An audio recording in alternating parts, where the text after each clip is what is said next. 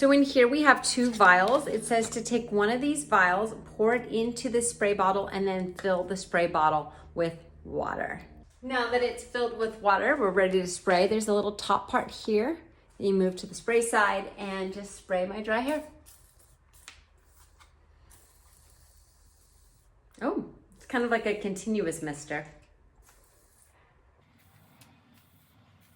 It has a pretty strong smell. I might want to do this outside.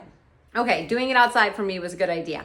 Now my hair is quite damp and I'm gonna let it sit like this for 10 minutes and then I'll go into the shower and shampoo and condition.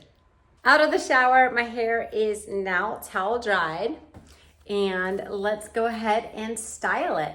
I will say when I was shampooing and conditioning, I could definitely feel that bonding treatment in there. So I'm really excited to see the after. And styled, yay. Okay, so my hair feels so soft. I love how soft it feels. It also looks a lot less frizzy than when I style it and dry it. So I do think that that bond treatment is doing a really good job. And that's just one time using it. So I'm super impressed. I really like it. The smell is the only thing I don't love, but the bond treatment, this works so well.